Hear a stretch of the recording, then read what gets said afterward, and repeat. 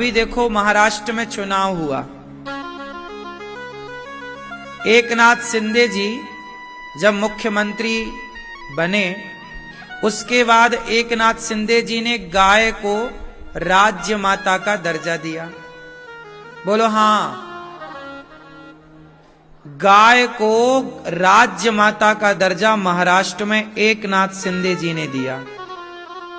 उसके पहले एकनाथ शिंदे जी को उनकी कोई पार्टी भी नहीं थी बढ़िया, एक सीट नहीं थी उनकी खुद की, लेकिन गाय को राज्य माता बनाते ही आज उनकी 50 के लगभग सीटें हैं। इतने बड़े नेता बन के उभर कर आए, किसकी कृपा से? गाय। सरकार फिर उनकी बनी, उनको बहुमत मिला। यदि हमारे देश के नेता गाय की शक्ति पहचान गए होते तो एकनाथ शिंदे जी ने यदि गाय को राज्य माता का दर्जा देकर बूचड़ खाने, कसाई खाने बंद करवाए और गाय का सम्मान बढ़ाया, ऐसा ही भारत का प्रत्येक मुख्यमंत्री करे तो गाय को राष्ट्र माता बना दिया जाए। लेकिन लोग ने करते नहीं है। अब तो करना चाहिए। देखो गाय की कृपा क्या होती है, एकनाथ शिंदे जी से पूछ लो। कल तक कोई जानता नहीं था, लेकिन गाय की कृपा से अब देखो उन्हें एक बहुत बड़े नेता के रूप में उभर आए। यह है गाय की कृपा।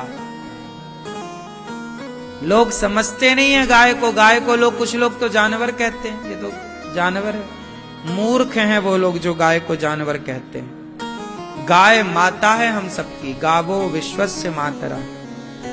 गाय का सम्मान हमारे शास्त्रों में है। समुद्र मंथन से निकली है गाय। जिस समुद्र मंथन से लक्ष्मी और अमृत प्रकट हुआ, उसी समुद्र मंथन से गौ माता प्रकट हुई है। इसलिए गाय को देवी कहा जाता है। इसलिए सनातन में गाय की पूजा होती है, नहीं होती? हमारे भारत में गौदान होता है, कुत्ता दान नहीं होता, गधा दान नहीं होता। इसलिए गावो विश्वस्य मातरा, गाय सबकी माता। खूब सेवा करनी चाहिए गौ माता की। हम तो बहुत बहुत साधुवाद देते हैं एकनाथ शिंदे जी को, जीत की खूब खूब बधाई दे रहे हैं, क्योंकि आपने वो काम किया जो आजाद भारत के किसी नेता ने नहीं किया, वो एकनाथ शिंदे जी ने किया। गाय को राज्य माता का दर्जा बताइए, आज के पहले किसने नेता ने दिया? बड़े बड़े नेता आए, हिंदूवादी नेता आए, लेकिन कोई गाय की तरफ खड़ा नहीं हुआ। नेता लोग जाके संसद में ना पता नहीं कैसे हो जाते हैं। यहां बातें करेंगे अच्छी, वहां जाके पता नहीं उनको क्या हो जाता है। चिकन बिरयानी खाने के बाद बुद्धि भ्रष्ट हो जाती है।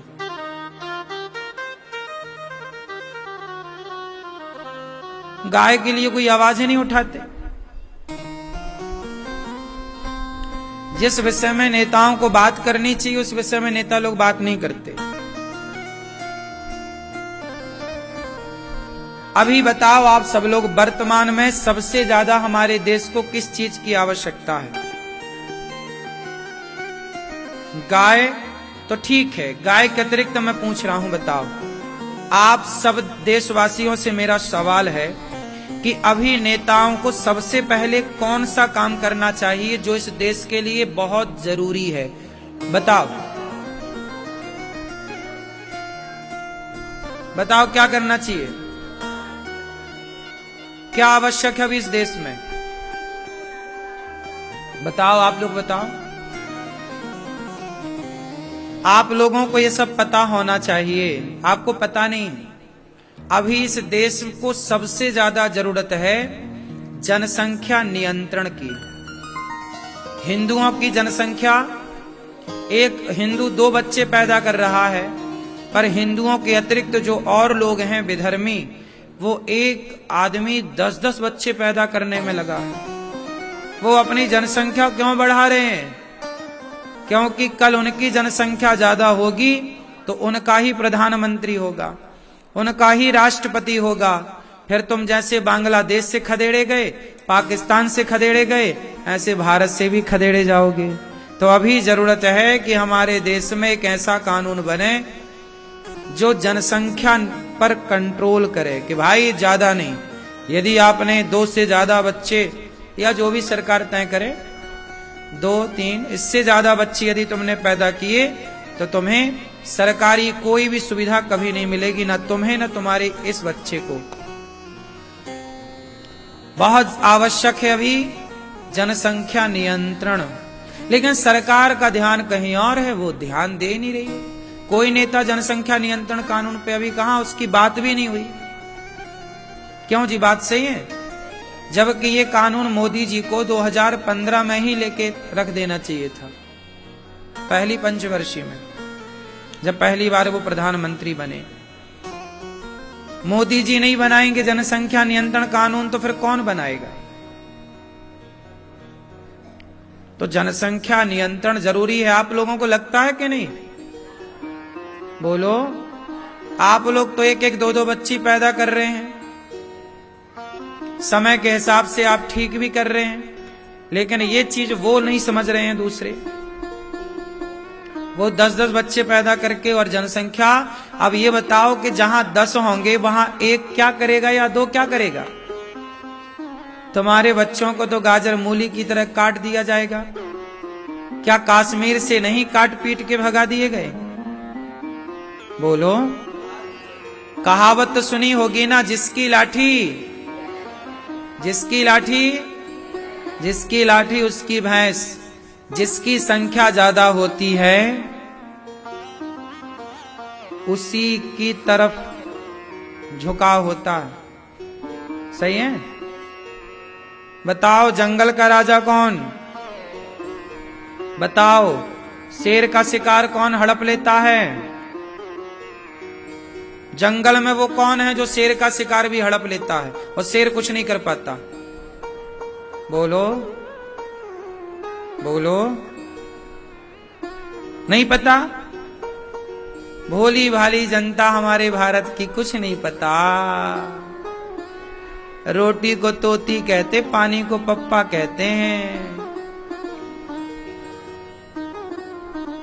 जंगल का राजा शेर है, लेकिन शेर शिकार करता है, और वहां यदि लकड़बग्घे आ गए, क्योंकि लकड़बग्घे ना एक साथ चलते हैं, 20-20, 10-10, 40-40 का ग्रुप होता है, और उनके होते हुए शेर को ना चाह के भी अपना शिकार शेयर करना पड़ता है। आधा तुम खा लो, आधा हम। और यदि उनकी संख्या ज्यादा हुई तो शेर को भी भगा देते हैं, पूरा वो खाते हैं। ये बात सही है कि गलत है?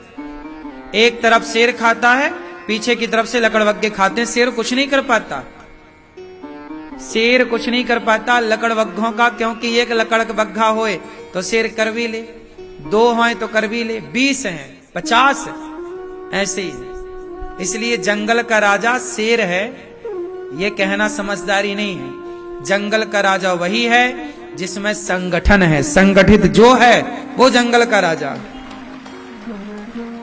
इसलिए कहता हूं सनातनियों, संगठित रहो तो राज करोगे, और बिखर गए इसलिए तो कहा कि बटोगे तो कटोगे।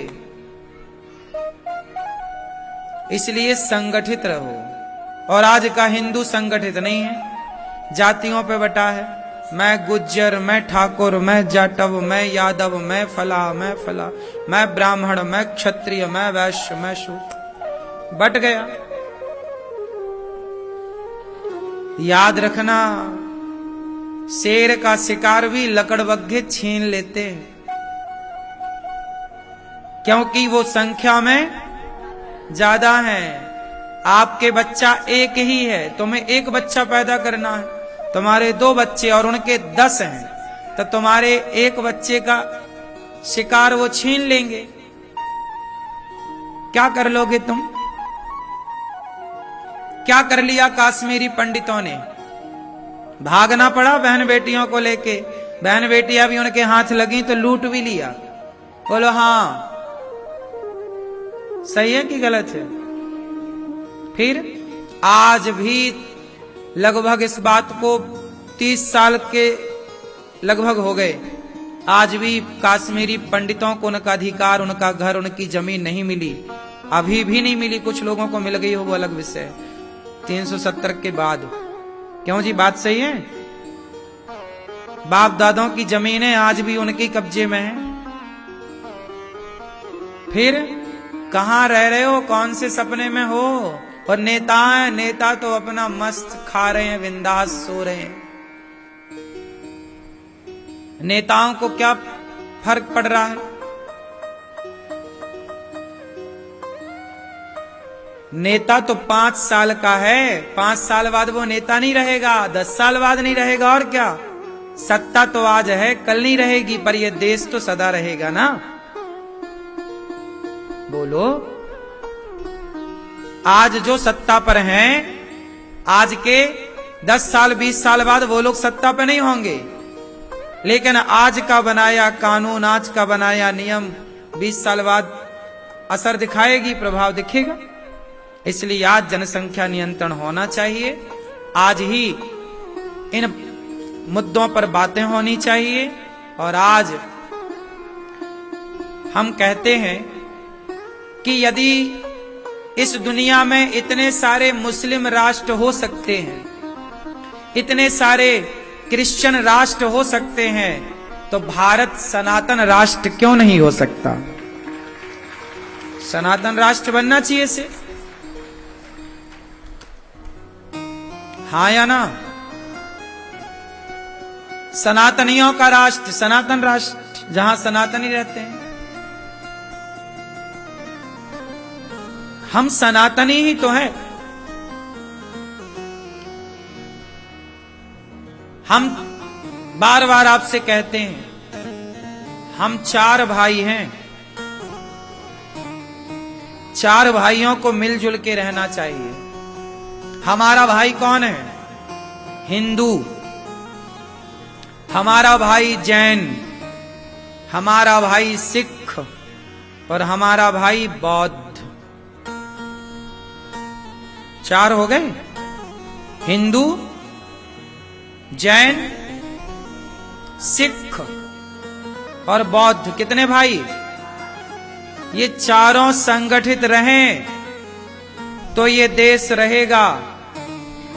यदि हमारे भारत के सिख सोचें कि हम सनातनियों का साथ क्यों दें, जैन सोचें कि सनातनियों का साथ क्यों दें, बौद्ध सोचें कि सनातनियों का साथ क्यों दें, तो जरा सोचो कि यदि यह देश मुस्लिम देश बन गया, माना कि हम बोल रहे हैं कि सनातन राष्ट्र बने, यदि सनातन नहीं बना, और यदि ये भारत मुस्लिम देश बन गया, माना कि जैसे बांग्लादेश बन ही गया, जैसे पाकिस्तान बन ही गया, इसमें आश्चर्य क्या है? बांग्लादेश भी तो भारत था, पाकिस्तान भी तो भारत था, तुम्हारे देखते देखते तो बना। यदि ये भारत भी मुस्लिम देश बन गया, तो मुझे एक बात बताओ, क्या बांग्लादेश में जब अत्याचार हुआ तो केवल हिंदुओं के साथ थोड़ी अत्याचार हुआ, जैनों के साथ भी हुआ, सिखों के साथ भी हुआ।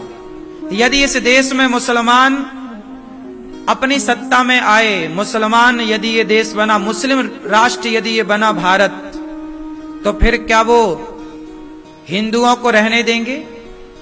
क्या वो जैनों को रहने देंगे? क्या वो बौद्धों को रहने देंगे? क्या वो सिखों को रहने देंगे? इसलिए सारे सनातनी, हिंदू और जैन, ये 2 नहीं है, एक है।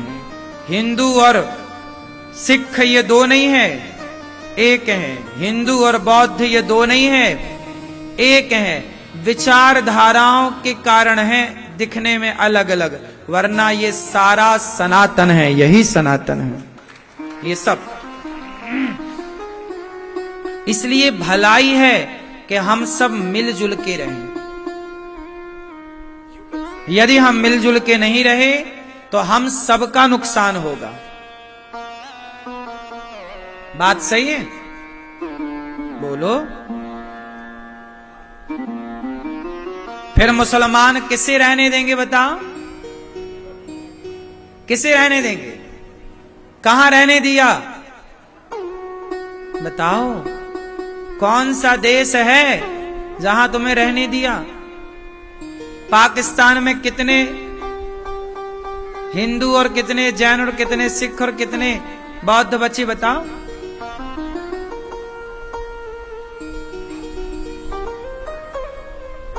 इसलिए जहां सुमति तहां संपत्ति नाना, जहां कुमति तहां विपत्ति निदाना। हम सब सनातनियों को अपना भला चाहते हो तो हम सबको संगठित रहना चाहिए। किसी भी प्रकार में आपसी तनाव, आपसी विवाद नहीं होना चाहिए।